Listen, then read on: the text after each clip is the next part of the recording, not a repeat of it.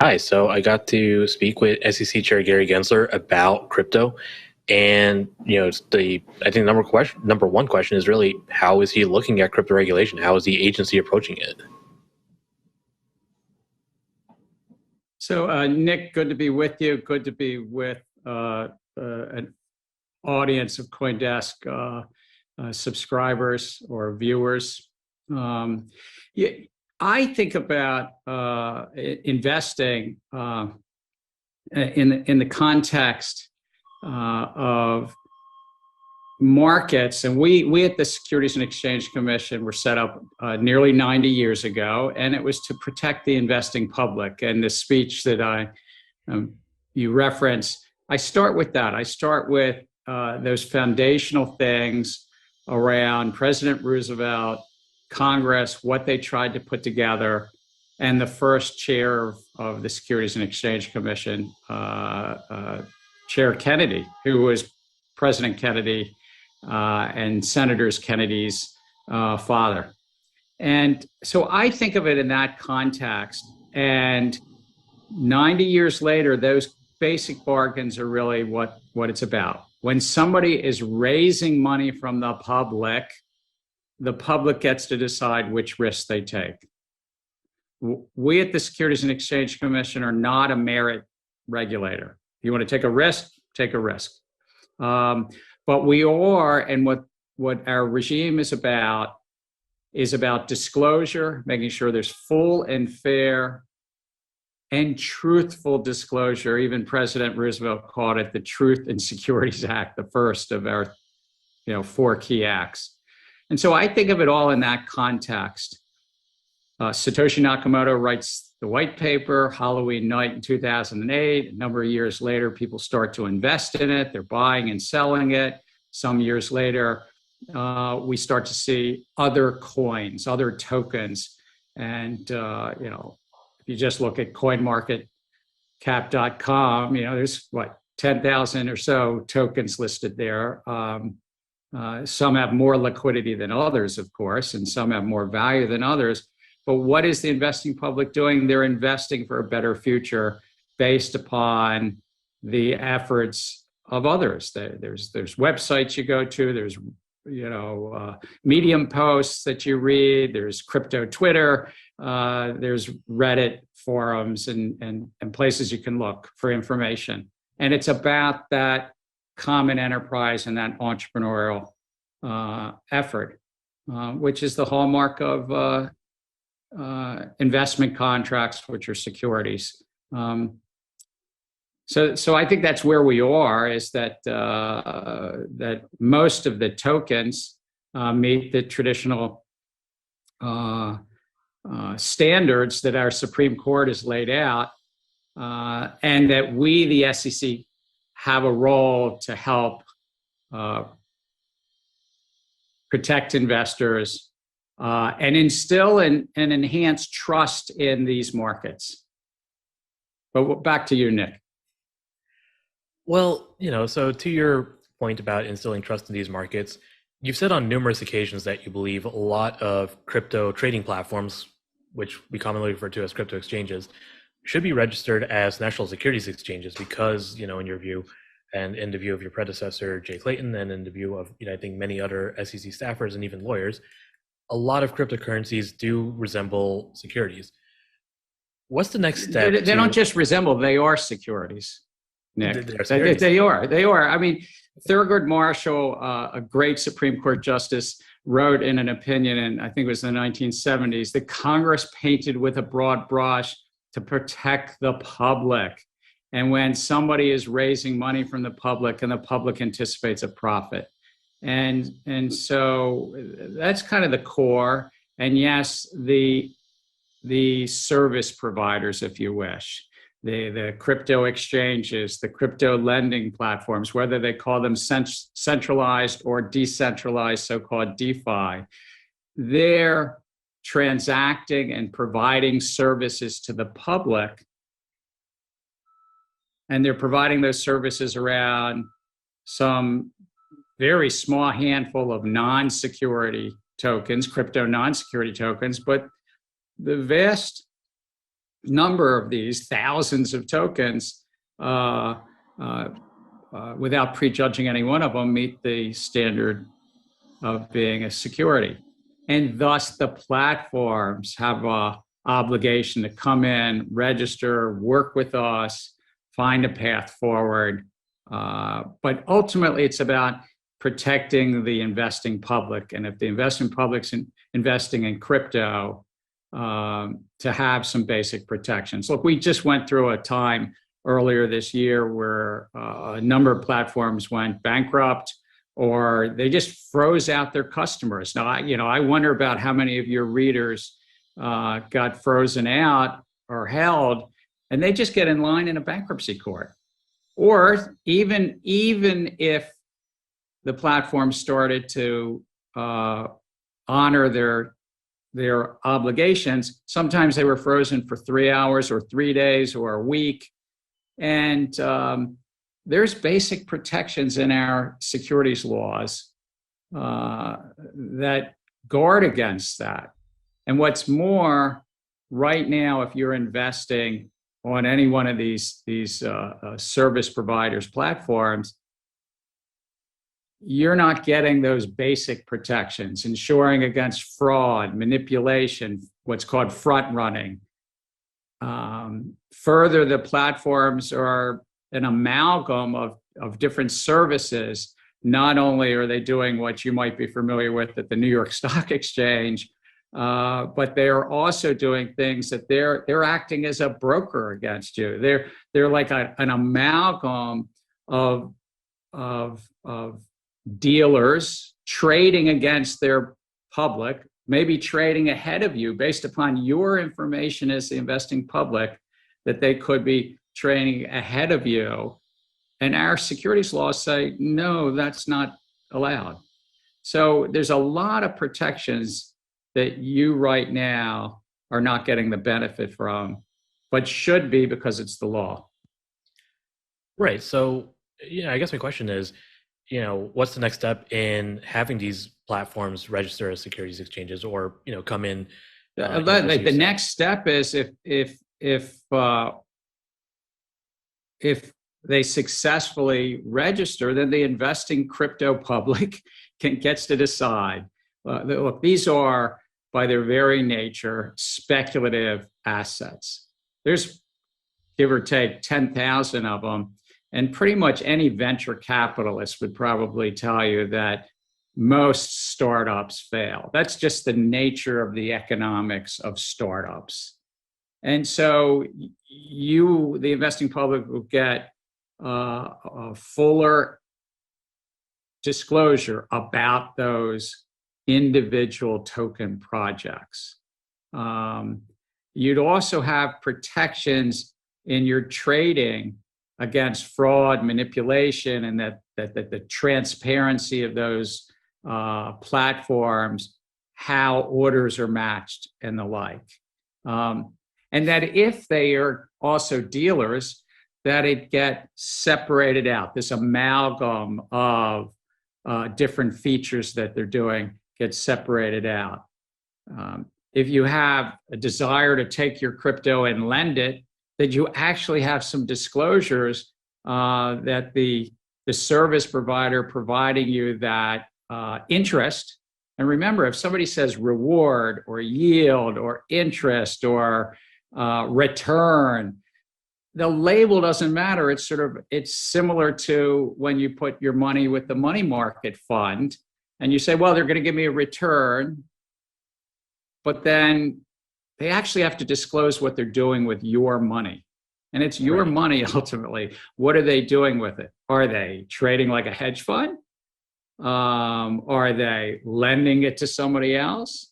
Are they putting it in safe assets or, more speculative assets? I guess I should have clarified. If these platforms don't come in voluntarily, though, which it doesn't look like any of them are, is the SEC, prepared to bring enforcement actions? Is there a rulemaking process? Well, Nick, we've been doing that by my predecessors. I think you can go to our websites and read about it. And sometimes the the entrepreneurs and service providers in this field will say, what has the SEC said on this? The SEC has said a lot. We've, as a commission, as a 5-member commission, have spoken to this numerous times, dozens and dozens of times. Every enforcement action, it's voted on by a 5-member commission. Right. By my predecessor commissions, and then I'm honored to chair. We've spoken about it directly in 2017, 5 years ago, in 2 really important circumstances, something called the DAO report, and the Munchie order, both in 2017, that laid out, consistent with Supreme Court cases, when tokens are securities. And so it's actually pretty straightforward there. And we are a cop on the beat. That's what Congress set up in the 1930s. But we work with market participants. And I said this, I'm quoting Joe Kennedy, the first chair of the SEC, who spoke, I think, clearly on this. And he said, no honest business need fear the SEC. Come in, we'll sort through. We will look to see how we can facilitate compliance using those tools in our regulatory toolkit. We have various tools that the community understands about how to try to fit this in. Look, I'm technology neutral. Before I was in this job, I was not so technology neutral, maybe because I was honored to be at Massachusetts Institute of Technology and studying and researching and teaching on the intersection of finance and new technology around artificial intelligence and finance, but also around this topic, crypto markets and finance. In the job I'm in now, I'm technology neutral. I mentioned that to give you a sense of from where I come, but I'm not public policy neutral. And I think that the investing public not only deserves to be respected and to get, just basic disclosure and anti-manipulation, anti-fraud protections, but also other issuers, other companies and entrepreneurs that raise money need to have somewhat of a level playing field here. And I think without that, this field can't reach any of the goals that many of the readers of CoinDesk might believe. If you believe in crypto, and I know there's both people that believe in it and don't believe in it, but if you believe in it and you want to invest in it, I would say this: few things ever persist without coming into basic public policy perimeters, protecting investors, not undermining our capital markets or our financial stability at large. Yes, being inside of the remit of fostering just legal activity and not illicit activity. Those are our basic bargains in our economy. There's a lot to unpack in all of that. I guess one of the first things I'm really curious about, just based on this last part, is, the SEC, we're seeing enforcement actions being brought against companies that conducted ICOs as far back as 2017, 2018. Is the SEC able to keep up with the sheer number that 10,000 cryptocurrencies out there, or does the agency need more resources to address what is frankly a flood? Nick, I thank you for raising that. I joined an agency about 1.25 years ago that had actually shrunk about 5% in the prior 4 or 5 years. And the capital markets, as we all know, had grown quite significantly, not just in value, but in complexity and numbers of public companies, number of investors. And then this crypto field came up, and though it's give or take upon this recording, $1 trillion of worldwide asset value. The US capital markets are a little over $100 trillion in total. So we've got a lot going on. I'm really proud of this agency, but we had shrunk about 5%. So absolutely, I think that we should be at least where we were in 2016 and should be above that. We should have grown in this period of time with regard to this. But I would say this to any of the lawyers and accountants and entrepreneurs out there that are advising folks in this field. If you're thinking about doing a project, come in, talk to us, let's get it right. If you've been doing a project for 3-6 years and so forth, and don't wait for us to knock on your door. But I would say this also, Nick, this is a very concentrated ecosystem. Some would say otherwise, but there's really a handful, 5, 8 crypto exchange platforms that have the dominant market share. Similarly, in so-called lending platforms, even though a handful of them just went bankrupt.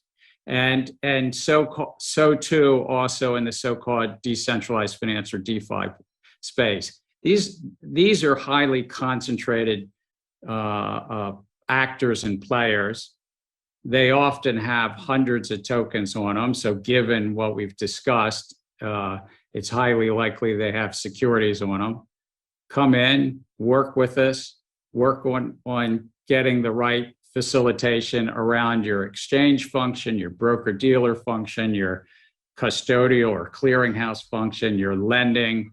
And we've spoken on a clear voice. I mean, over a year ago in a speech, I said, make no mistake, if you have a platform and you're lending or borrowing crypto securities, you've got to come in and work with us and get registered. And we did that with a company named BlockFi earlier this year, and we're still sorting through in the crypto lending space. So there's a path forward here. Do you think that, and not necessarily the SEC specifically, but some of these lenders that are currently bankrupt, we've heard that, numerous state regulators and the SEC have been looking into quite a few of them. Celsius, for example, just today, the Vermont Department of Financial Regulation said that over 40 states are looking into Celsius operations. But that hasn't stopped, these companies from taking investors' money, and then, as you pointed out, they're currently going through bankruptcy proceedings. Is there more that regulators could be doing to be proactive on this issue to, prevent it getting to a point where these companies are built up and they have this huge investor and customer base, and then they, go to the courts and say, hey, so we need some, bankruptcy protections while we try to restructure our operations? So for your listening public, let me just explain. I can't speak to any one company. I can speak about things in the past, as I did the settlement with one company, as I did about BlockFi or the Dow report from 2017. But so let me just go to a more general question that I think you have. I think the investing public, whether you're want to go and buy crypto, or even you think that it's all too highly priced and you want to short it. And remember, those risks are your choices, whether you're pro or you want to go short. They're entirely your choices. There's a role for the official sector. The bulk of the tokens, though maybe not the bulk of the market value in crypto, but the bulk of the tokens have entrepreneurs at the middle, have a website, you're reading the Reddit post, you're reading the Medium and crypto Twitter, you're following those, and there's somebody in that middle generally touting that. We're trying to help and look out for you. And on these concentrated actors, the central actors, the exchanges, the lending, the custody, the so-called DeFi, right now you're not getting the compliance. The investing public is not only taking a risk on crypto, but you're also taking a risk that the platforms are even doing what they're saying they're doing. And so I think that we're actually aligned with the crypto investing public more than sometimes the news would report, and the like. I do think that in terms of the lending platforms, it's unambiguous, because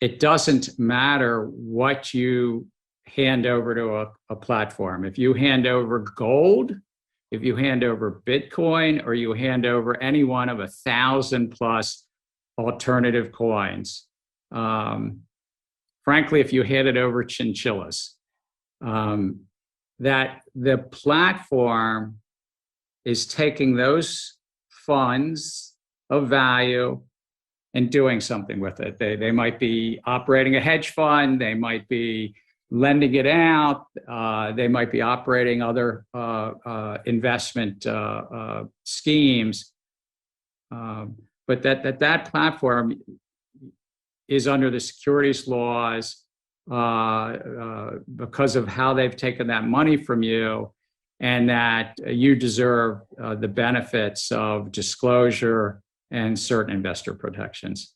And we're going to continue to be leaning into that, but at the same time, trying to work with the platforms, the service providers. I mean, there's probably only 20 or 30 that you really cover at CoinDesk actively. I apologize, maybe you're going to tell me that you cover a lot more lending and exchanges and platforms. But it's pretty concentrated market share there. Yeah, I mean, I can't speak to with any certainty as to how much we cover. We've grown quite a bit in the last couple of years.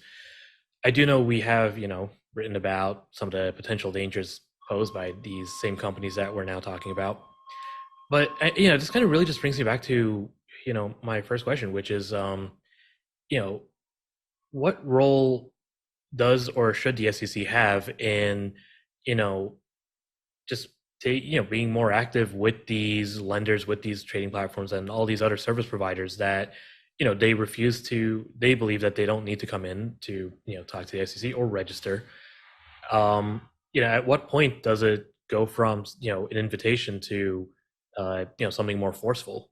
So let me close on this, because I know our time is about up. I think that the platforms would be prudent to take the opportunity and work with us. We are a cop on the beat, and that's what Congress wants. That laws and rules are meaningful, but as everybody knows, if there wasn't a cop on the beat, things would get a little messy on the highway. And if I could just do an analogy to football, I mean, what would the game of football look like if we didn't have rules of the play and everything, and there were no refs on the field? Congress writes the ultimate laws, but we are the ones that have to oversee the markets, like the refs on the field, and write some of the on-field rules. That game of football would look really messy after a while. And after a while, it wouldn't even look like rugby. It would be really messy. And the fans wouldn't want to come after a while. And so I just think that you're right. There is a role to work with these companies and service providers, both in the intermediary space and the token space. But there's also, we're going to be a vigorous cop on the beat. We're going to work very closely with our colleagues of the Commodity Futures Trading Commission, because part of this market, what I'll call crypto non-security tokens, I think it's very few tokens, but again, they have a lot of market value. We're going to work with our colleagues at the U.S. Department of Treasury and the Federal Reserve around stable coins and ensuring that there's the appropriate safety and soundness in those markets as well. And our international colleagues. I mean, there's a lot to be done here. If we're successful, there'll be more trust in these markets, and investors will get to decide, and entrepreneurs will decide, and projects will win or lose or fail based on their inherent risks. But right now, we've got another set of risks, and it's the risk of non-compliance with investor protection or non-compliance with broader safety and soundness public policies. And working with our fellow regulators, we're going to continue to use the authorities Congress gave us, but also the mandates to help best protect the public.